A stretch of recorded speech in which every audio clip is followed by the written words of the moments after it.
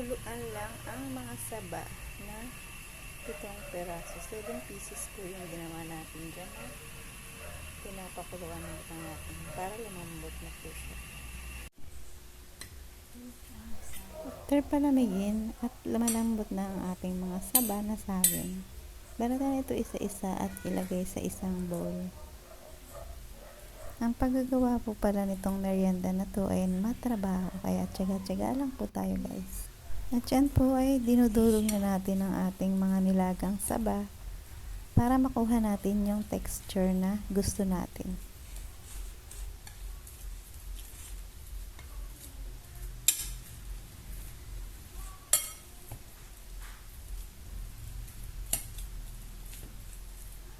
After natin madurog, maglalagay tayo ng Milo.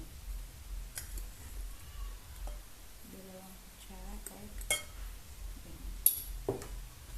at itong milk powder.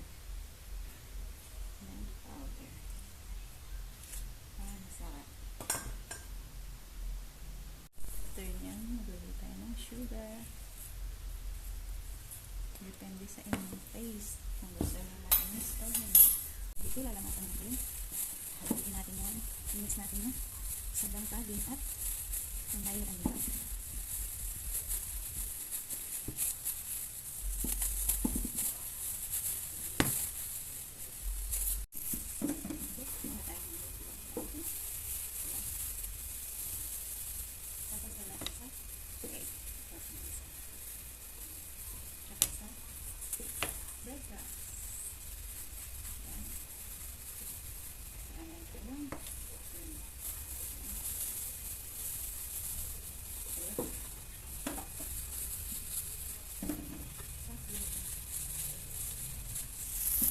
Ito, nakagawa na po tayo ng egg balls, banana balls. Sarap niyan.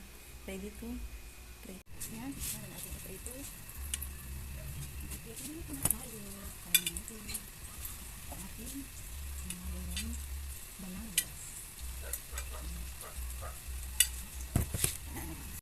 Ito na ang ating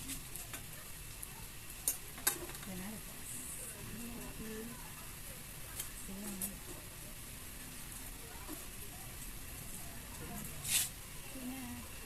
Ayan, ready to serve na.